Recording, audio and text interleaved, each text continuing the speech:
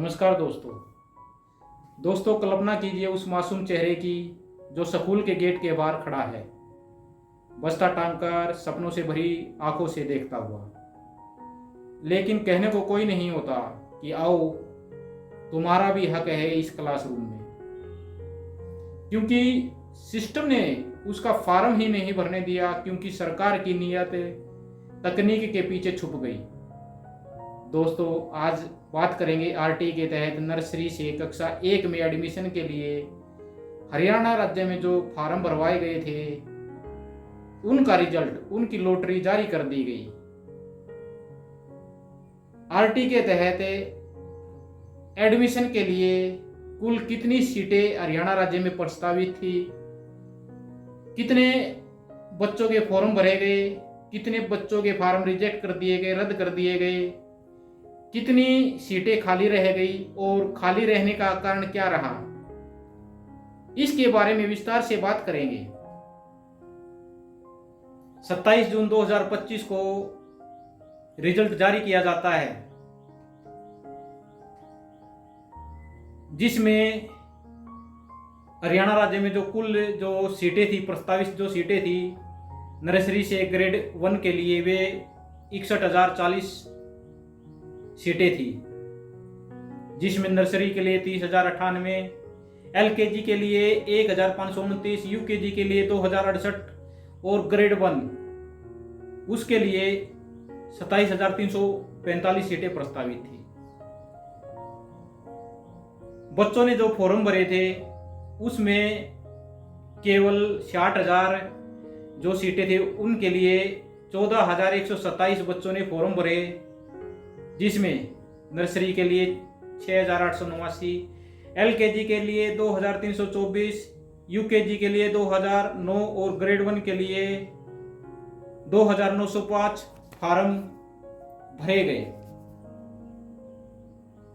इन 14,127 आवेदनों में से केवल 11,803 बच्चों को ही सीट मिल पाई। 2,324 जो बच्चे थे उनके फॉर्म, उनके आवेदन अस्वीकार कर दिए गए, रिजेक्ट कर दिए गए। जिन बच्चों ने जो 11,803 जो बच्चे थे उनमें नर्सरी क्लास के लिए 6,568, एलकेजी के लिए 1,200, यूकेजी के लिए 1,207 और ग्रेड 1 के लिए 2,828 बच्चों के जो फॉर्म थे वे स्वीकार किए गए, उनको स्कूल अलॉट किए गए।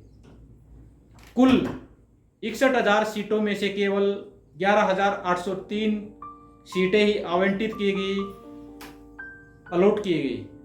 बाकी 49,237 सीटें खाली रह गई, यानी 80% से ज़्यादा सीटें खाली रही। नर्सरी जो क्लास है उसमें 23,530 सीटें खाली रही, एलकेजी के लिए 329, यूकेजी के लिए 861 और ग्रेड 1 है जो पहली जो कक्षा है उसके लिए 24,517 सीटें खाली रही। अब सवाल उठता है, तो आखिर क्यों नहीं भर पाई ये 49,237 सीटें? क्या सीटें नहीं थी सीटें? क्या बच्चे नहीं थे? बच्चे भी थे। क्या स्कूल नहीं थे? स्कूल भी थे। तो फिर फॉर्म क्यों नहीं भरे गए बच्चों के? कारण स्पष्ट है, पोर्टल की गड़बड़ी की और प्रशासनिक लापरवाही। सरकार के पोर्टल ने 0 से 3 किलोमीटर के भीतर कोई स्कूल ने दिखने की तकनीकी समस्या के कारण हजारों जो माता पिता थे अपने बच्चों के जो फॉर्म है वो भर नहीं पाए, आवेदन नहीं कर पाए इसके लिए, जबकि उनके लिए स्कूलों में सीटें मौजूद थी। उनके गांव के आसपास 0 से 3 किलोमीटर के दायरे में स्कूल भी थे। लेकिन ये कोई तकनीकी गलती नहीं थी, ये एक सोची समझी चुप्पी थी, एक साजिश थी। जानबूझकर बच्चों को उनके अधिकार से दूर रखने की साजिश थी। अगर पोर्टल सही चलता तो शायद हजारों बच्चों को शिक्षा का मौलिक अधिकार मिल चुका होता। दोस्तों 49,000 सीटें खाली हैं, लेकिन ये सिर्फ सीटें नहीं, ये 49,000 सपनों की हत्या है। ये 49,000 घरों की टूटी उम्मीदें हैं और ये 49,000 सवाल हैं जो सरकार से पूछे जाने चाहिए।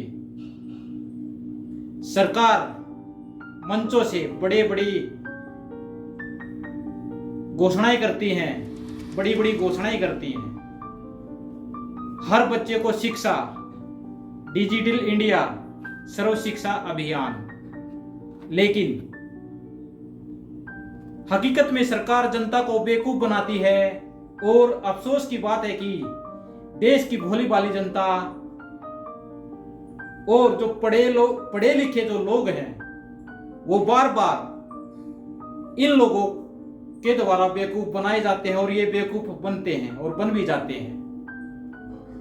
दोस्तों, जब तक एक भी बच्चा शिक्षा से वंचित है, इस देश की व्यवस्था अधूरी है। हमें चाहिए शिक्षा का अधिकार, कागज पर नहीं, जमीन पर।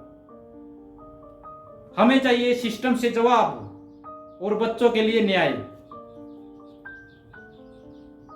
दोस्तों, अगर आप भी मानते हैं कि ये सिस्टम सोया हुआ है, तो इसे जगाने के लिए इस वीडियो को आवाज बनाइए,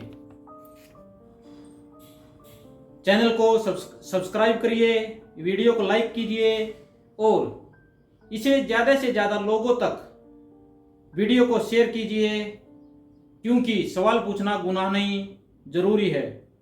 जय हिंद।